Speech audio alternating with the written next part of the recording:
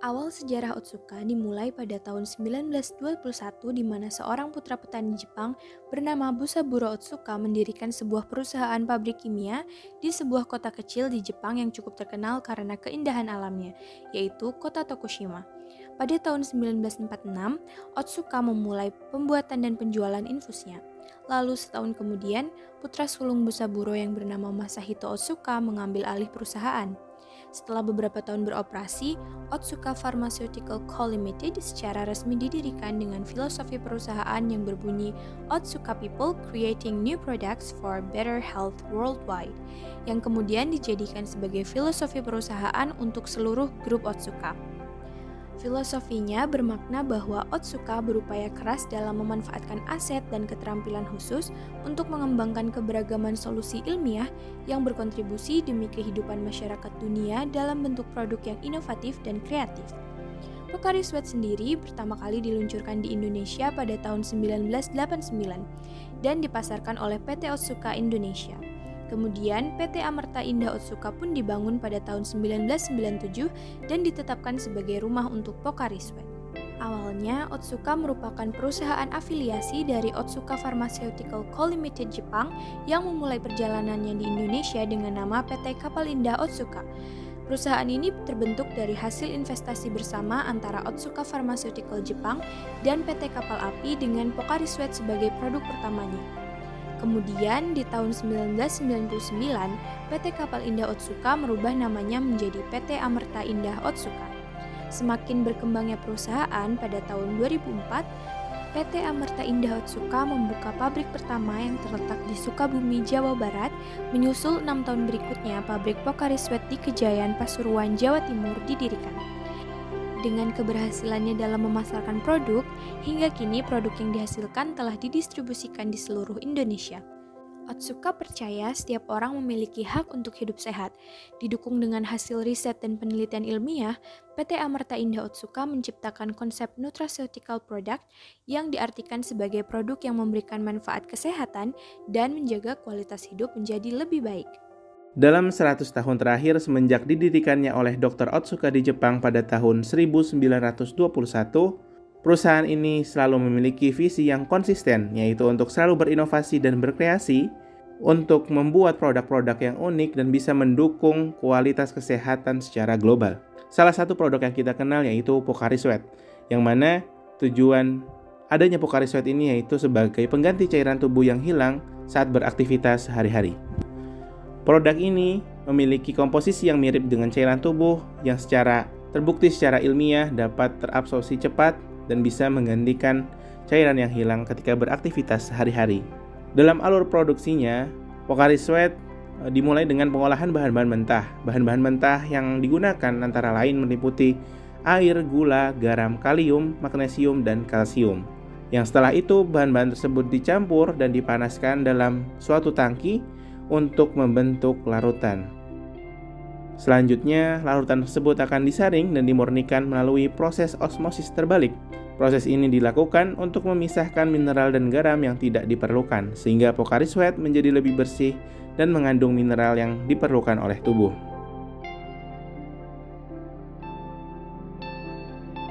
Setelah itu, Pocari Sweat dikemas dalam botol atau kemasan yang sebelumnya melalui tahap pasteurisasi untuk membunuh bakteri dan mikroorganisme lainnya. Yang terakhir, produk Pocari Sweat ini akan melalui tahap inspeksi dan pengujian kualitas untuk memastikan bahwa produk memenuhi standar mutu yang ditetapkan. Setelah itu, produk baru siap untuk didistribusikan ke pasar. Dalam proses produksi Pocari Sweat sendiri, perusahaan selalu memperhatikan kualitas produk dan memastikan bahwa produk tersebut aman dan sehat untuk dikonsumsi. Tahap pengemasannya sendiri meliputi yaitu pengisian botol atau kemasan, penutupan botol atau kemasan, pemberian label, pemeriksaan botol dan kemasan, pemeriksaan kualitas, dan juga terakhir yaitu pengemasan dalam karton. Dalam menjaga keberlanjutan lingkungan, perusahaan Amerta Indah Otsuka telah melakukan berbagai inovasi untuk menghasilkan kemasan Pocari Sweat yang lebih ramah lingkungan, seperti mengurangi penggunaan bahan plastik dan mengoptimalkan proses daur ulang kemasan, yang mana kemasan Pocari Sweat sekarang ini dari botol, label, dan juga tutupnya dibuat dari jenis plastik yang berbeda yang semuanya dapat didaur ulang dan dianggap lebih ramah lingkungan daripada bahan-bahan yang lainnya. Selain dari bahan kemasan yang lebih ramah lingkungan, perkembangan Pocari Sweat sendiri juga terjadi pada jenis dan bentuk dari kemasan itu. Yang mana pada dulunya Pocari ini ada dalam bentuk kaleng yang dijual, kemudian berkembang menjadi ada yang bentuk saset, terus dari ukuran 350 ml ke 500 ml, ke yang 1000 ml dan 1500 ml. Yang semua perkembangan ini berdasarkan hasil riset pasar dan permintaannya, sehingga PT Otsuka dan Pocari Sweat akan selalu berinovasi dan berkembang sesuai dengan permintaan dan riset yang ada di pasaran sekarang ini. Yang mana tujuan desain kemasan Pocari Sweat ini ditunjukkan untuk menciptakan kesan yang segar dan juga menyegarkan bagi konsumen, dan dapat mudah dibawa beraktivitas kemanapun berada. Yang dirancang juga agar mudah dibuka dan dapat digunakan dengan nyaman oleh konsumen dari berbagai usia. Dari segi penjualan, produk Pocari Sweat ini dijual melalui berbagai saluran distribusi seperti toko-toko swalayan, minimarket, restoran, kios-kios minuman, dan lain sebagainya. Yang mana pertumbuhan penjualan Pocari Sweat di Indonesia terus meningkat dari tahun ke tahun. Yang mana PT Amarta Indah Otsuka sebagai produsen dan distributor Pocari Sweat di Indonesia terus berupaya untuk memperluas jangkauan produk dan meningkatkan kesadaran konsumen tentang manfaat minuman isotonik bagi tubuh.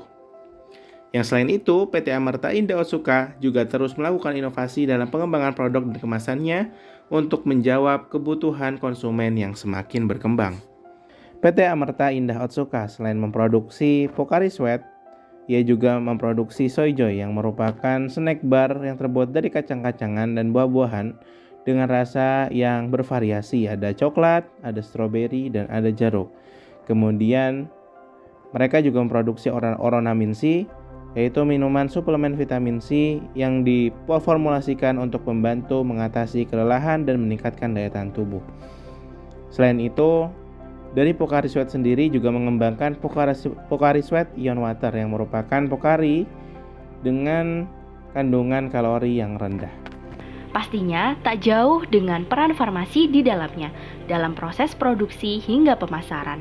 Industri ini memerlukan beberapa keahlian kompetensi seperti regulatory supervisor, yang mana tugas dari RS sendiri yaitu melakukan registrasi produk baru, suplemen dan OT ke BPOM, melakukan registrasi ulang dan variasi produk ke BPOM, melakukan registrasi iklan ke BPOM, mampu dan memahami penyusunan dokumen registrasi untuk ekspor mengacu kepada ASEAN Guidelines, mampu berkomunikasi dan negosiasi dengan BPOM serta external parties lainnya, serta mengerti regulasi dan update regulasi BPOM.